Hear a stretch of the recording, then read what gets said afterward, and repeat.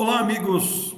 Estamos aqui reunidos, eu e Marcos de Mário, com esta imensidão fecunda do conhecimento espírita que nos proporciona tanto material de consulta e pesquisa diante da grandeza desse conteúdo. É muito interessante porque em O Evangelho segundo o Espiritismo, lá na introdução, nós temos algo fascinante, algo que chama muita atenção, tem um título significativo: Autoridade da Doutrina Espírita, Controle Universal do Ensinamento dos Espíritos. É um texto que não é tão longo, mas também não é curtinho, onde Allan Kardec vai falar sobre aquela questão da simultaneidade das comunicações que lhe permitiram construir o edifício doutrinário diante da coerência de informações variadas, vindas por médiuns desconhecidos entre si, e cujas informações batiam. Isso na época da codificação. E a interpretação doutrinária, muitas vezes, derrapa com a nossa dificuldade do correto entendimento, porque nós temos aí, com o passar do tempo, a mediunidade de Francisco Cândido Xavier, que nos ofereceu um tesouro de conhecimentos. Marcos, podemos afirmar que com a eclosão da contribuição mediúnica de Chico Xavier, esse critério estabelecido por Allan Kardec, lá na introdução do Evangelho segundo o Espiritismo, o controle universal do ensinamento dos espíritos, isto é válido também para os dias atuais, Marcos? O que você pensa sobre essa questão? Sem dúvida que é válido, isso jamais irá se perder, porque é base da doutrina espírita em relação às comunicações do mundo espiritual via mediunidade. O fato do Chico Xavier ter tido uma mediunidade exuberante na psicografia e na psicofonia, principalmente na psicografia, e nos ter legado mais de 450 livros psicografados com a sua mediunidade, não invalida de maneira nenhuma esta questão do controle universal do ensinamento dos espíritos. Esse crivo tem que ser utilizado o tempo todo, não importa quem seja o médium. Aliás, Allan Kardec deixa isso muito claro na codificação. Nem o nome do médium, nem o nome do espírito, de fato, importam. O que importa é o conteúdo. Mas alguém, então, perguntará, mas como fazer esse controle universal diante desse universo fantástico da literatura mediúnica via Chico Xavier? Mas é simples. Nós precisamos passar todas as mensagens recebidas pelo Chico Xavier pelo que temos na codificação. Porque a codificação reúne, né, ou seja, as obras de Allan Kardec, elas reúnem um conteúdo fantástico de comunicações espirituais através de dezenas de médios com os quais Allan Kardec trabalhou direta ou indiretamente, já que ele recebia correspondências de mais de 1.000 centros espíritas espalhados pelo mundo. Então, basta pegarmos por exemplo, que Emmanuel fala lá numa determinada obra, e irmos para a codificação. Será que isso que Emmanuel está falando está de acordo com o que está lá no Livro dos Espíritos? Quando no Livro dos Espíritos nós encontramos esse tema também, assim, e nós vamos então bater, é o controle universal. Agora, nós temos Divaldo Franco, por exemplo, tivemos a Ivone Pereira, temos Raul Teixeira, médios também com dezenas, Divaldo Franco com quase 300 obras aí psicografadas, e que você também pode pegá-los, e vamos ver aqui, o que a Joana de Ângeles diz aqui, o que o Camilo diz ali, o Charles, o Bezerra de Menezes, através de outro médium, e você faz esse controle universal. Lembrando, Orson, que o próprio Emmanuel, e as pessoas às vezes esquecem disso, Emmanuel conversou no início do mandato mediúnico de Chico Xavier, conversou com ele e disse a ele, Chico, se um dia você tiver qualquer dúvida sobre os meus escritos, sobre a minha orientação, me esqueça e fique com Kardec. Gente, sou um espírito superior para falar isso, né? Ou seja, não acredite em tudo que eu lhe falar, não acredite em tudo que eu escrever através de você. Na dúvida, fique sempre com Allan Kardec e me esqueça. E até hoje, Orson, que eu saiba, nunca ninguém conseguiu encontrar erro efetivo. Tem aí algumas colocações que o Emmanuel é religioso demais, porque ele foi padre católico em outras encarnações, mas os que tecem essa crítica, sinceramente, Orson, esquecem da lei de evolução, não?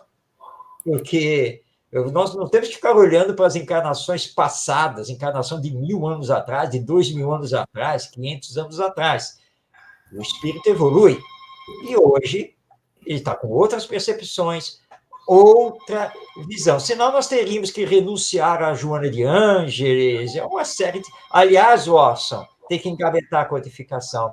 Sabe quais são os dois principais espíritos orientadores da codificação junto a Allan Kardec?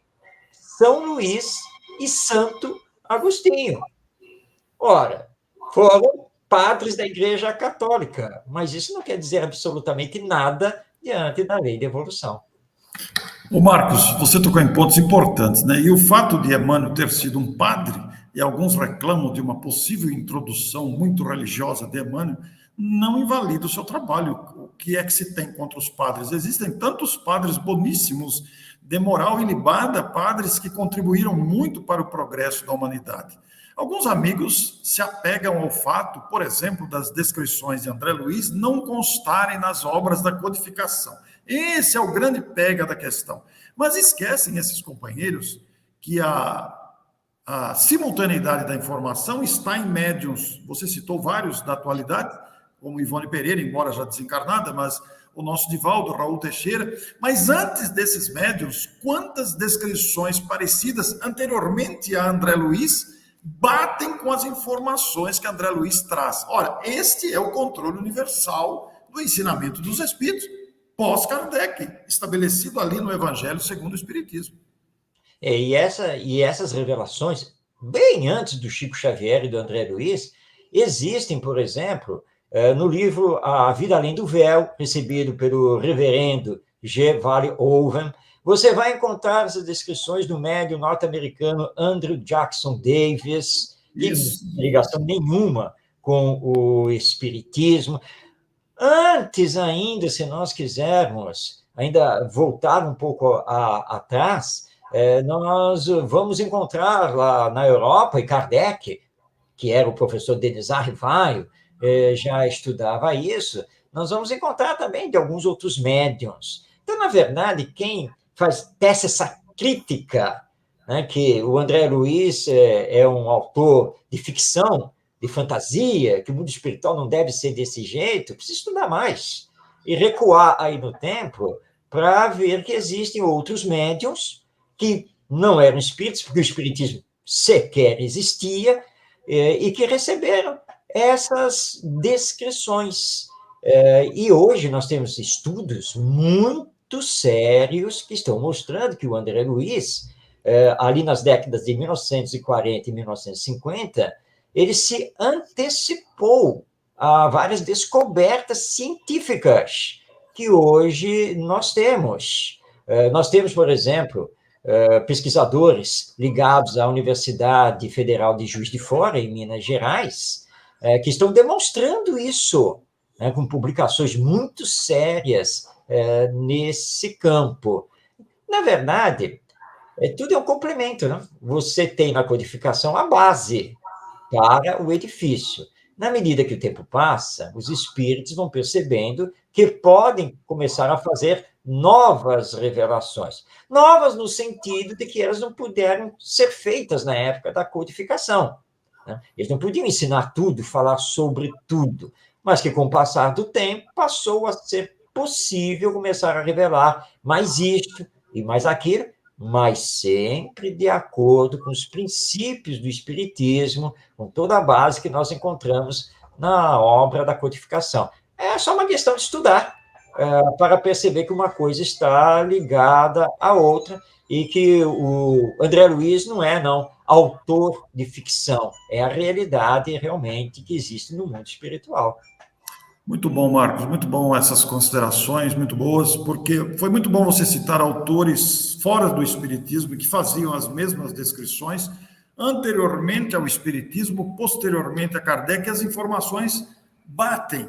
Então é preciso mesmo que aqueles que não aceitam, e a gente entende até de não aceitar, é uma liberdade, nós estamos numa liberdade democrática, parece uma repetição de palavras, mas nós estamos num país democrático, somos criaturas livres de aceitar ou não, mas a questão é esta mesmo, é estudar mais, aprofundar as questões para não cairmos nas raias da rejeição sistemática e muitas vezes sem embasamento.